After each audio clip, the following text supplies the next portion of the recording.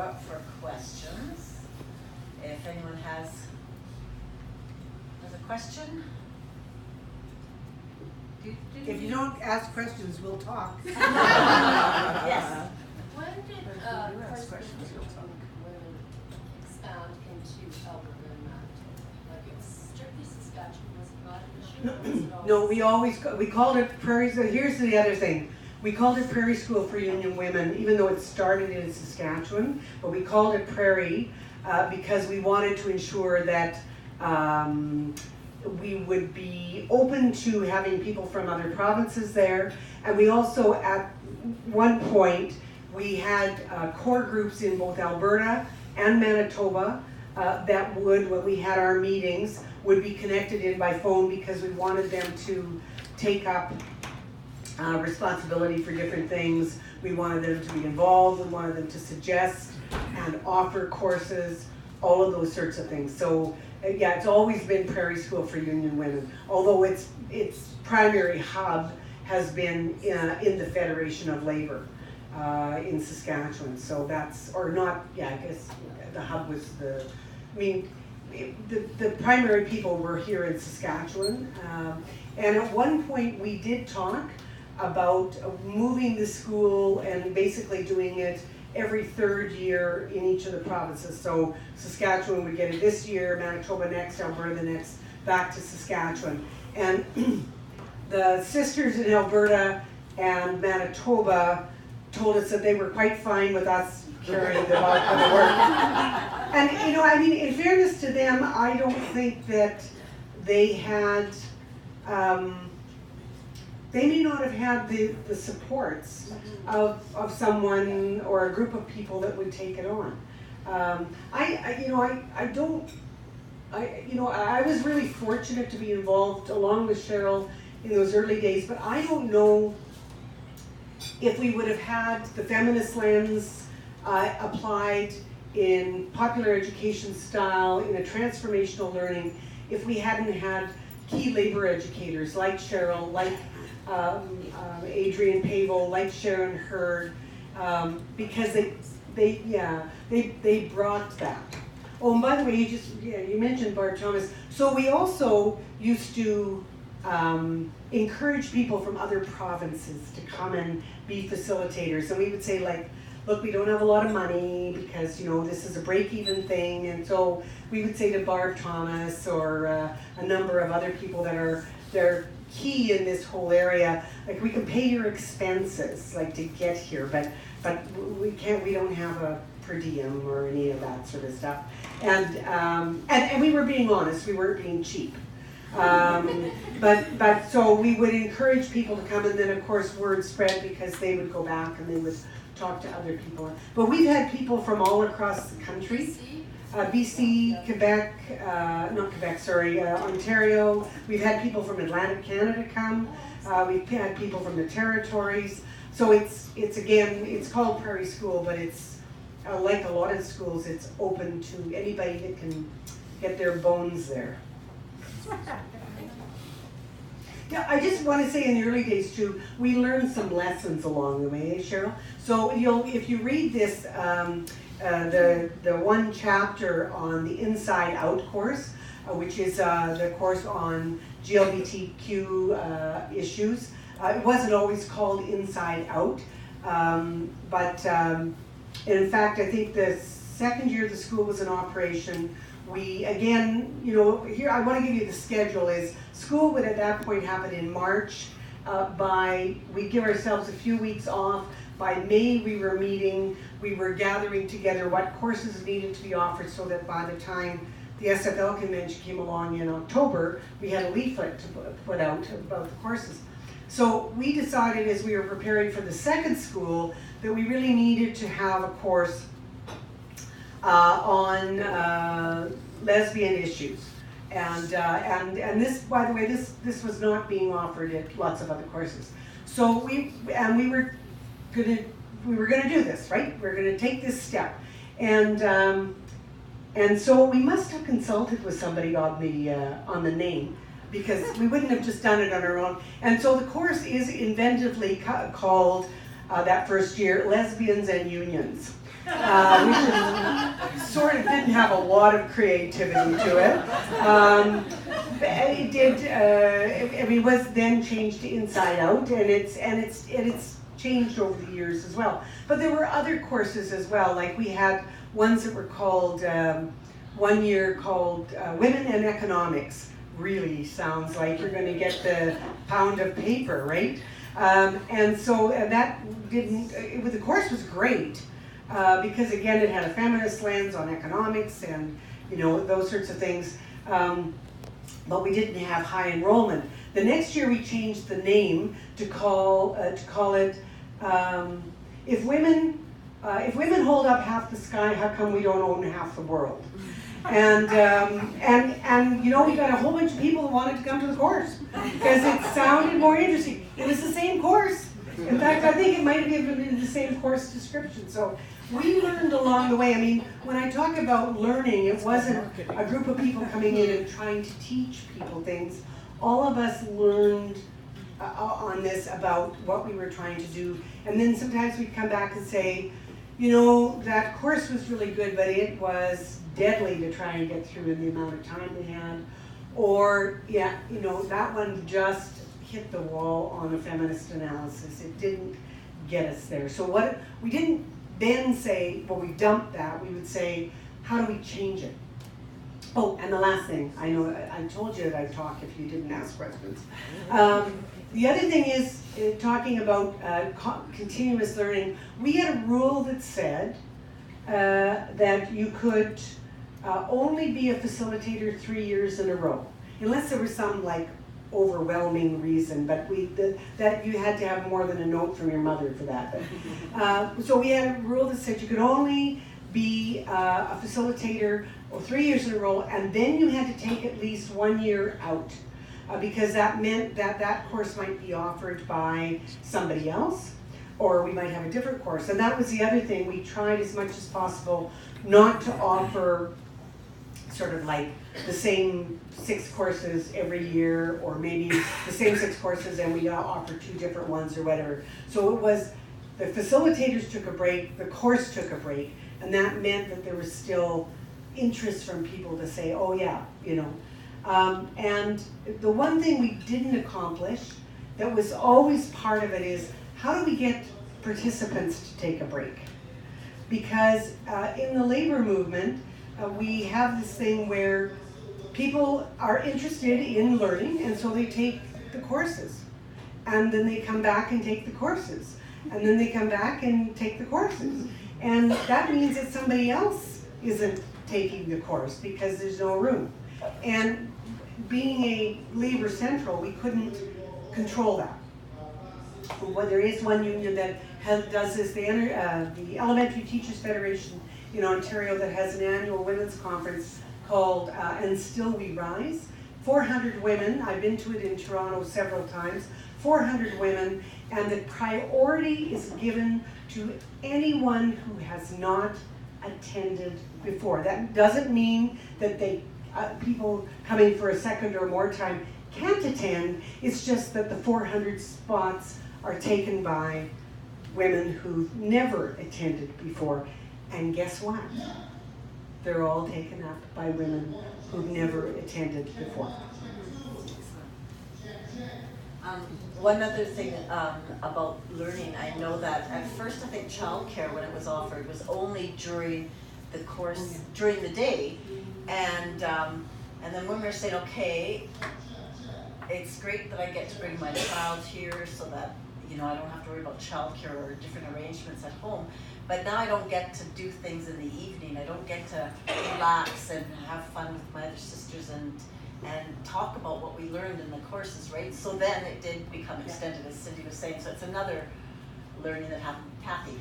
Well, I hope this isn't unfair, but I'm very curious about the structural changes that you were proposing for QP that didn't go ahead. But if it's not appropriate to talk about it here, I'd just like to hear about it another time. I think it's part of the public record. So it was, the task force met across the country. It was probably the most consultation the union had ever done, and I used to know by heart how many meetings and how many women, but it was massive across the country, and it was meeting with a lot of rank and file women. So there were 74 recommendations, and some of those recommendations did get passed. One was to create a code of conduct, because we heard a lot of stories about behavior at schools or whatever that, you know, where women didn't feel safe to come to meetings and that, so that code of conduct came into effect. There was a couple of other, there was one to hold a women's bargaining conference that went in. So there's a number of to have equality reps in every province. So only Alberta and Saskatchewan don't have an equality rep. But that was one of the recommendations too. But it was the structural changes. And they needed a 3/4 vote in order to pass. And that was it's a constitutional change. So we got the majority, but we did not get enough to have the structural changes passed. So one of them was, right now we have 2 full-time officers. There's a national president and a national secretary-treasurer. There's nothing about gender balance. Right now there are 2 men. There was a brief moment in our history when there were 2 women, but it's 2 men right now. We were proposing 4 full-time officers and gender parity. So it would be, you know, 2 women and 2 men. We also had some recommendations in terms of the regional vice presidents that come from every province or region, and so that's so when it comes to, that's the funny thing too, is that you know, the recommendations for a conference, recommendations to have a course on this, whatever, those things are kind of easier to get past, but it comes to the structural, and people became very tied to this idea, I have the right to vote for who I want to vote for, who I think is the best person for the job. So even though we did research and we showed that a lot of other unions have gender parity, the CLC has gender parity, right? Not officially. Not officially, but there are some of those structures. Right now. Well, okay, for the national officers. So, but Unison in the United Kingdom, it's a union of like 1.3 million people, trade unionists, working people. When it was a merger of several unions, and they put it in their constitution that they'd have proportional representation in all leadership.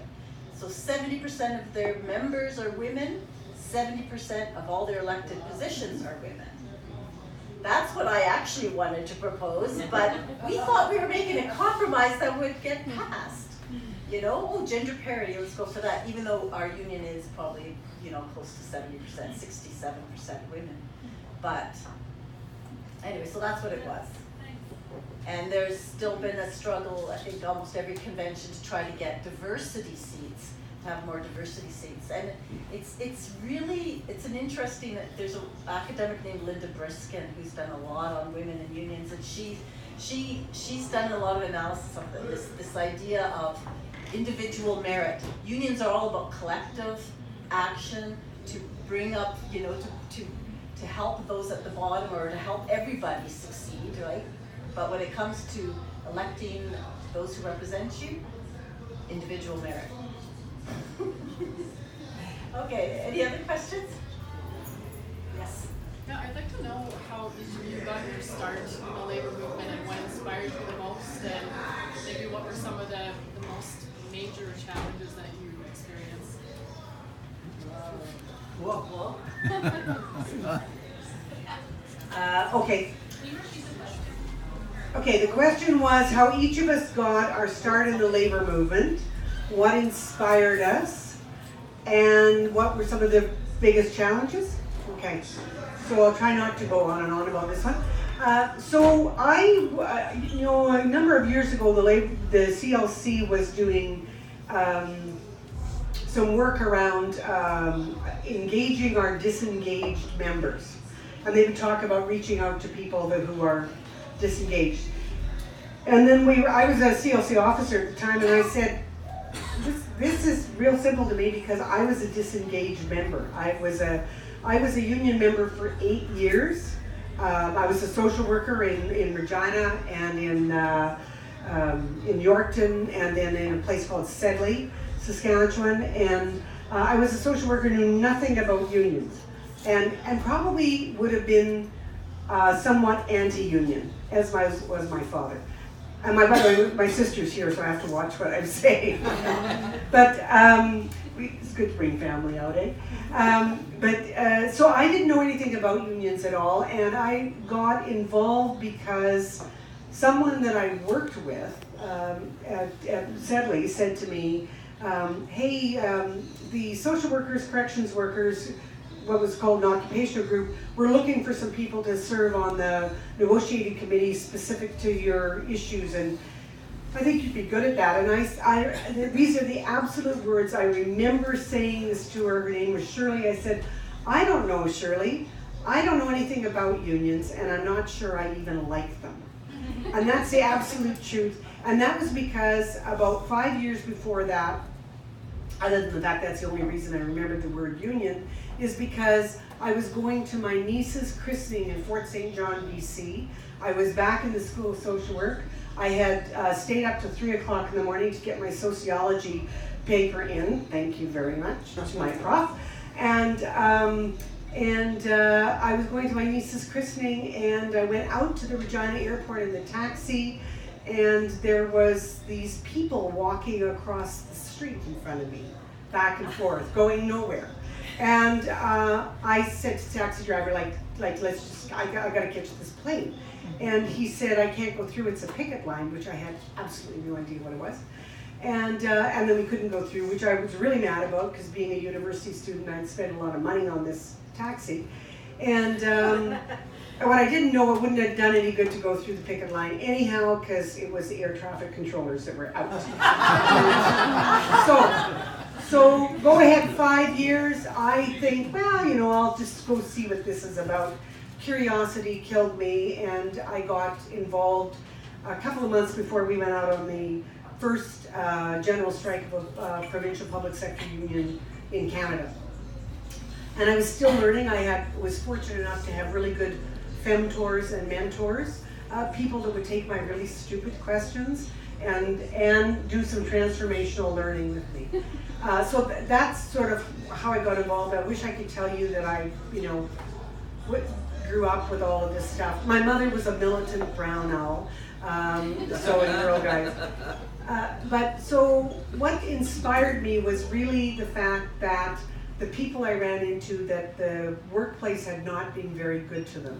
And when I thought about it, I thought about people that I knew, and we won, for those, any of you that come out of the public service in Saskatchewan, 1979 was the year we won the 5-4 and the 5-5-4, the reduced work week. And you can thank the people on those picket lines for being out there for 5 weeks in the cold.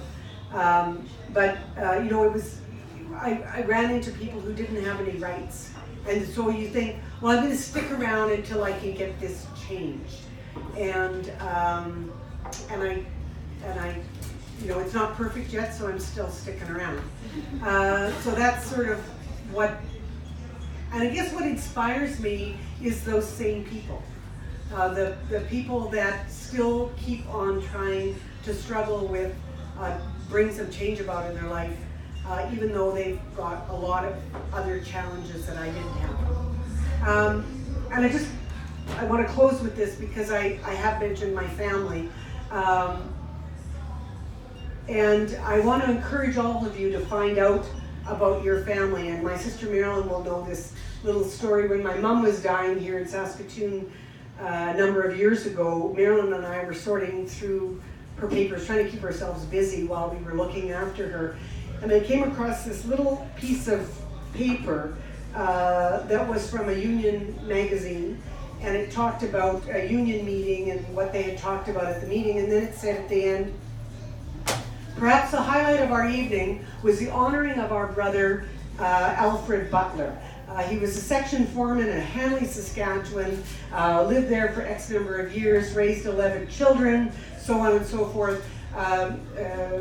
Brother Butler was our president for 10 years, and they went on to describe, and they wished him well in his retirement. And it turns out that Alfred Butler is Marilyn's and my maternal grandfather.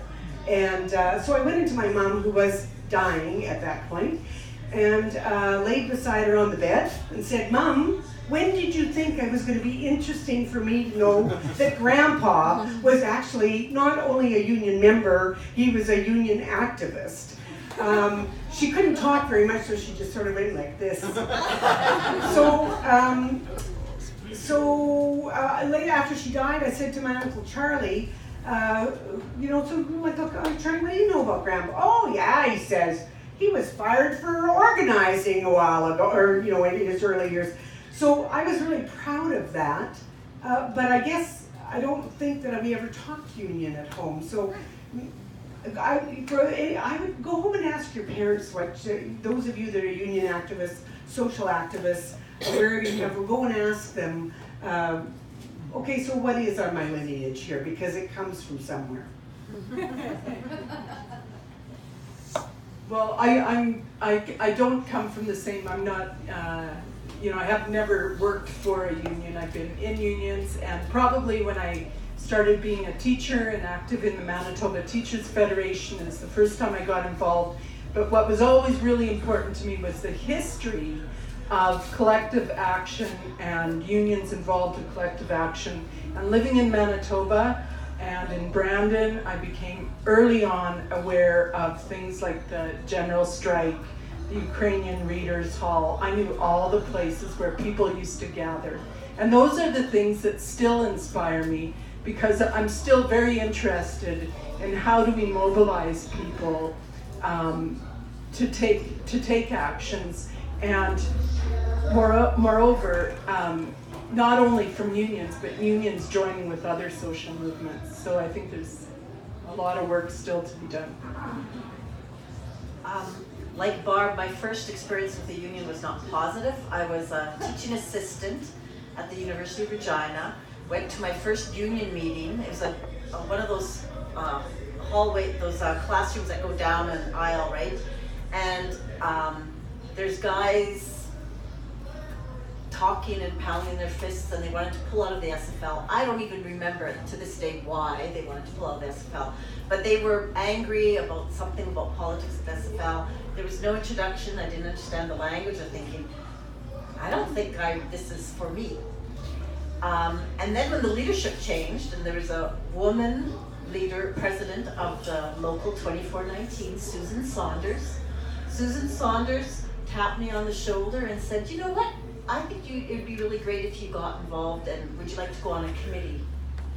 And that kind of opened it up. And then it happened when I was a member of OPIU very briefly, when I worked for the NDP caucus, way back in the 80s, mid-80s. And again, I was just like, "Oh, would you like to go to a union school?"